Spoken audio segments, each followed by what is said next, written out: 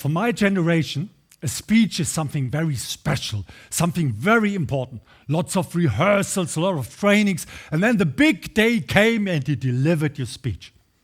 Fortunately, things have changed. Young people take their smartphone, make a video of themselves, and minutes later put it on the internet. And they don't care for anything. They don't obey any rule, they just do it. There are 3 things that count: content, content, content. What about the idea that there are no rules? There are rules for actors, but not for speakers. Acting is a profession you have to learn, and it's far more complicated than you can ever imagine. I reveal a few secrets for you. Can you put the 3 expressions in the right order? Sentence, thought, and gesture. Which comes first, which is the second, which is the last one? Okay, thought comes first, if we are lucky. Second is the gesture. And the third is a sentence. The sentence has to pass your brain, and that takes longer than making a fist or frowning. It's always like this. I'm angry. But if you watch a soap opera, they show a different sequence. They do it like this. Oh, I'm angry. Oh, I forgot. I'm so frustrated. And because it's so difficult, folk singers think that the sentence and the gesture appear at the same time. It's raining, I lay my heart to your feet. You and me are coming together. Such a person should become an air traffic controller, but is not destined for the stage. If a man has his hand in his pocket, that's not the best possible performance. But do you know what is worse? If his hand is hovering towards his pocket, but never reaches the pocket because someone has told him, don't put your hand in your pocket. Then the girls in the audience begin quivering. I bet he joined a rhetoric course recently. In German-speaking countries, everybody holds his hand at waist level. And when I asked why, they are so delighted to tell me, Michael, that's my neutral zone. Neutral? Yeah, Michael, this is negative. No one in the world has a neutral zone. Tell Robert De Niro he has a neutral zone, he will laugh his head off. If I said, darling, I love you, that's not negative, and you're an asshole, that's not positive. The German Chancellor Angela Merkel holds his hand always at waist level, the hash key of power. Why does she do so? Her sister is occupational therapist. They trained it for nights, and now she only does. Ridiculous, isn't it? Acting is a profession. I'll give you a second example. Can you say the sentence, my holiday on the island of Crete last year was really terrible? I hope you have never had a terrible holiday on the island of Crete, so you have to act, you have to pretend as if it were. Okay, it always sounds like this. I have 30 years of experience. My holiday on the island of Crete was really terrible. We put the horror of the holiday in the word terrible, and that's wrong. We never do this in everyday life. Nobody would say, the weather on the weekend will be very fine. There is the biggest ever prize draw on Radio Newcastle. No, never. Except you're a liar. Darling, do you like my new dress? Your new dress looks really beautiful. That's a lie, undoubtedly. Okay, how can you distinguish between a genuine smile and a fake smile? If it's a fake smile, only the lower part of your face smiles. That's a fake smile. That's McDonald's after 5 p.m. Yeah? The second feature is a fake smile appears at the wrong part of the sentence. The right version is, I see you, I smile, I shake your hand. The wrong version is, I see you, I shake your hand, and I smile. Politicians are experts in smiling at the wrong part of the sentence.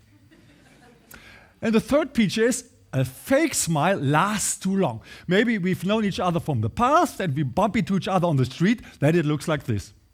Hey, hello, nice to see you. What are you doing in Kufstein?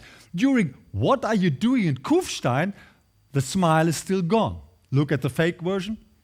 Hey, Helen, nice to see you. What are you doing in Kufstein? We have met each other for years, haven't we? If these two muscles hurt in the evening, then there must be something wrong.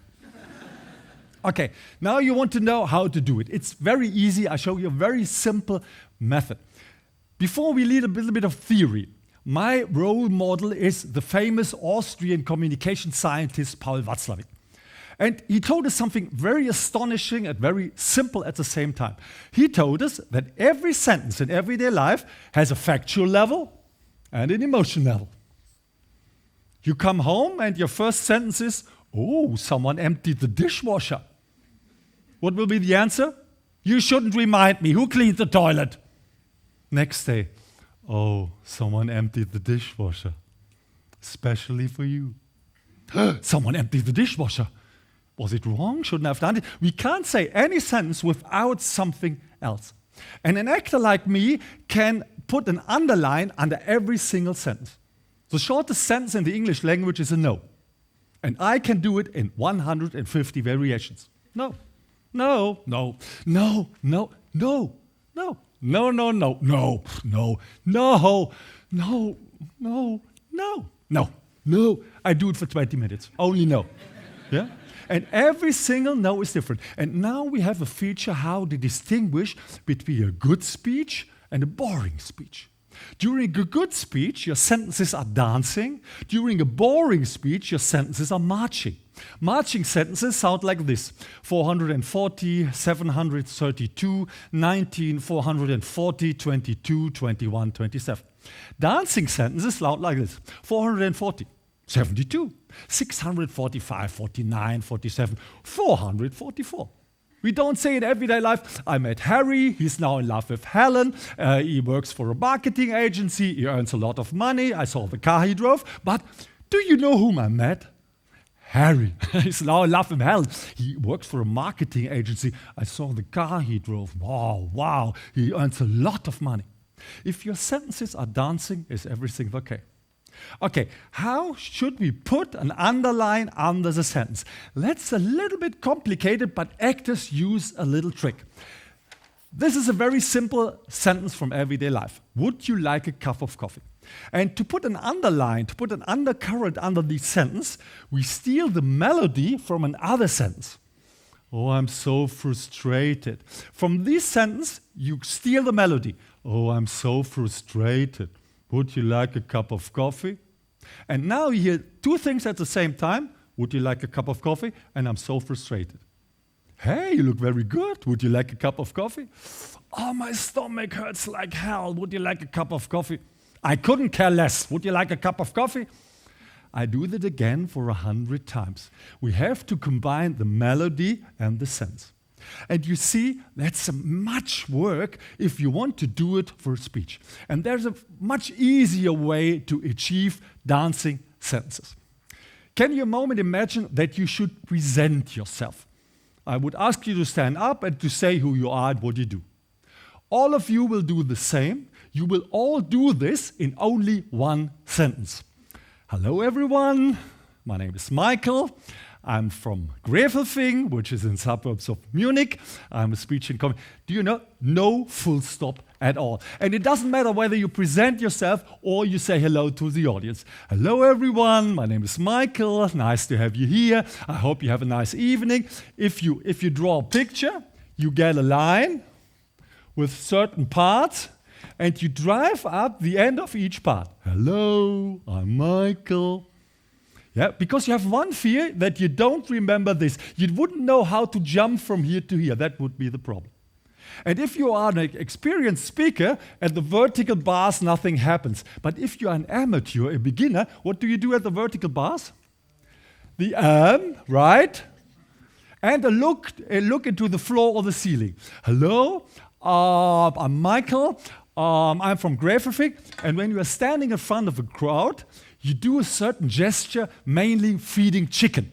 Hello, everyone. My name is Michael. I may introduce myself. And you can do it with every part of your body. Hello, I'm Michael. You can bow your head. Hello, I'm Michael. Some men seesaw with their feet. Hello, I'm Michael. And when you're sitting, you do it with a thumb. Hello, I'm Michael. I'm a speech and communication trainer.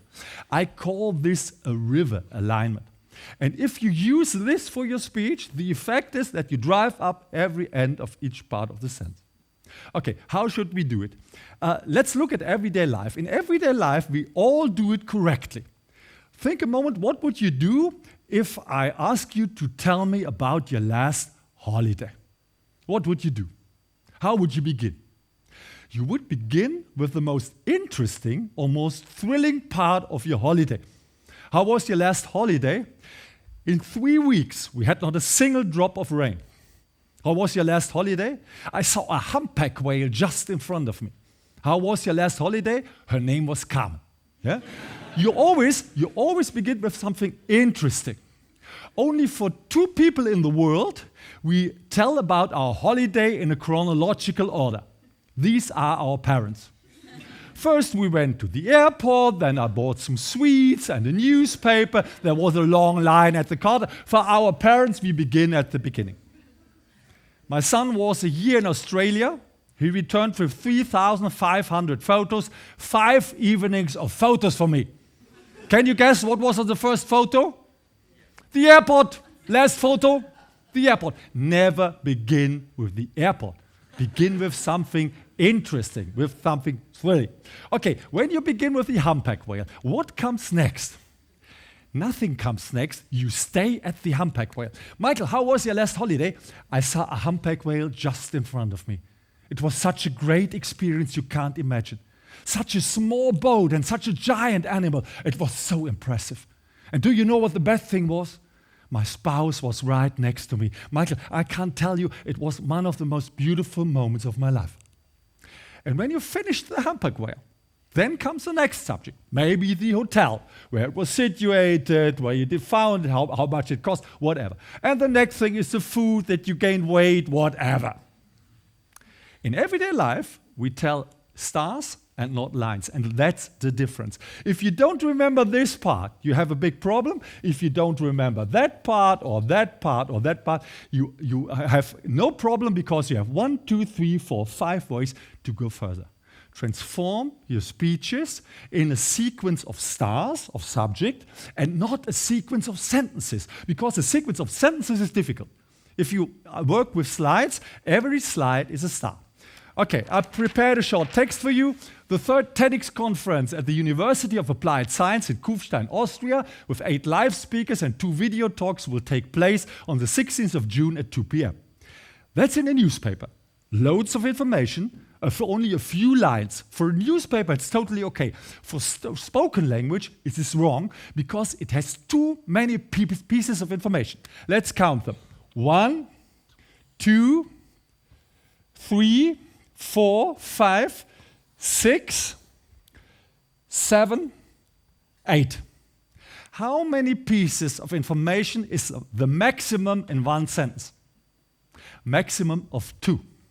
And now it's very interesting that you can combine them wherever you want. Are you keen on going to a TED conference in Austria? I recommend Kufstein. They host the 3rd one. It's at the University of Applied Science with 2 video talks and 8 live speakers. You should remember the 16th of June at 2 p.m. Now it's much easier. And a professional speaker would only choose 1 piece of information per sentence. Do you know the University of Applied Science in Kufstein?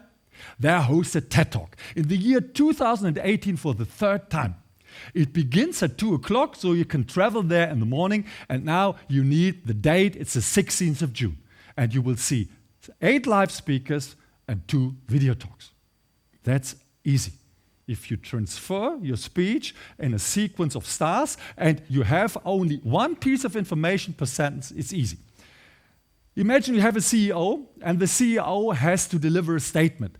And his lawyer recommends to say, I'm very sorry that I cannot comment the dismissal of Mr. Jones at this time for local reason. No way that he achieved it in front of a camera. But if you build a star, it's easy. I'm very sorry that I cannot comment the dismissal of Mr. Jones at this time for legal reason. And now you can begin wherever you want. At the moment the lawyers are talking, I'm very sorry, I can't tell you anything. I can say that it's Mr. Jones, and I can say that he has left the company. But if you ask me here and now, I can't give you any further information. If he does it 3 times and always begin with something different, this is easy. Speaking in front of a crowd is easy. But not when you join a rhetoric lesson. They give you a melody, but an artificial melody. A very warm welcome to all of you. My name is Michael, and the next. Where do you find this melody? On every airplane. Wait until the fasten seatbelt signs have been switched off.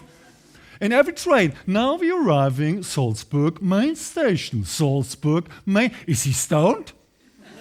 And if you watch an American TV commercial, Michael, we should tell the audience that this power drill has 2 gears.